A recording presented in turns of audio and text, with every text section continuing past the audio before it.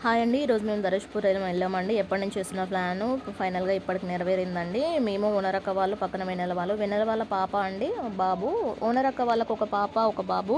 వాళ్ళని మా sir and వెన్నెల వాళ్ళ హస్బెండ్ ఇద్దరు బైక్ మీద తీసుకొని వెళ్ళిపోయారు. కొంచెం ముందుకు వెళ్ళిన తర్వాత ఇంకా ఫైనల్‌గా ఎంటర్ అయిపోయామండి ధర్వేష్‌పురము. రష్ ఎక్కువ ఉంది, ఈరోజు సండే కాబట్టి. ఆటో చార్జ్ చాలా ఎక్కువ తీసుకున్నాడండి, 400 తీసుకున్నాడు. మా వాళ్ళు మాకంటే ముందే పోయి గుడిసె చూసి వచ్చారు. ముందల చెట్లు కూడా ఉన్నాయి, చాలా బాగుంది, పీస్ఫుల్గా ఉన్నాయి. వాటర్ ఫెసిలిటీ కూడా ఉందండి. ఇంకొంచెం ముందుకెళ్ళి దర్శనం చేసుకొని వద్దాం అనేసి కాలు కడుక్కొని కొబ్బరికాయ కోసం వెయిట్ చేసామండి. చాలా రష్ ఉంది కాబట్టి చాలా టైం పట్టింది. మేము అక్కడికి వెళ్ళేసరికి 1:30 అయిపోయింది. అండ్ నేను 2 కొబ్బరికాయలు తీసుకున్నానండి. మామూలు లోపలికి వెళ్ళి దర్శనం చేసుకున్నారు. లోపలికి వెళ్తే లేట్ అవుతుందేమో అనేసి మేము బయటనే కొబ్బరికాయలు కొట్టేసి వెయిట్ చేసామండి. అండ్ ఫైనల్గా వాళ్ళు వచ్చేంత వరకు వెయిట్ చేసి మళ్ళీ గుడిసె దగ్గరికి వెళ్ళిన తర్వాత మా వాళ్ళు కట్టెల కోసం కష్టాలు పడుతున్నారండి, అలవాట్లేదు కదా వాళ్ళకి.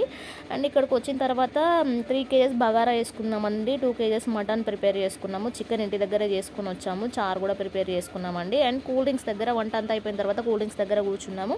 మా సార్ వాళ్ళు అక్కడ సైడ్కి కూర్చున్నారు, వాళ్ళ పనిలో వాళ్ళు ఉన్నారు. మా వాడికి ఫీవర్ వచ్చింది, వద్దని చెప్తున్నా కూడా వినకుండా కూల్ డ్రింక్స్ తాగుతున్నాడు. అండ్ మేము తినేసినామండి. తినేటప్పుడు వీడియో చేయలేకపోయాను. మేము తిన్న ఒక 1 అవర్ తర్వాత మా వాళ్ళు తినేసిర్రు. అప్పటికే ఈవినింగ్ అయిపోయింది. ఇంకా పిల్లలు ఉన్నారు కదా, చలేస్తుంది కానీ తొందరగా వెళ్దామని వెళ్ళాము. అక్కడ ఎవరో సాంగ్స్ పెట్టారండి, మా వాళ్ళు డ్యాన్స్ చేస్తున్నారు. అక్కడ పిట్టలు చూసిర్రు. ఇంకా పిట్టలు కావాలని కొనుక్కుంటే అది ఊతే పైకి వస్తలేదని చిన్ను చాలా ఇబ్బంది పడుతుంది. బుడ్డోడు చూడండి, నోట్లో వేలేసి నవలి చంపుతున్నాడు. ఇక చిన్ను కష్టాలు చూడండి, ఆ పిట్ట పైకి వస్తలేదనేసి ఎంతసేపు అవుతుందో. అండ్ మళ్ళీ సైడ్కి సాంగ్స్ స్టార్ట్ అయినాయి. మళ్ళీ వీళ్ళు డ్యాన్సులు స్టార్ట్ చేసేసారు.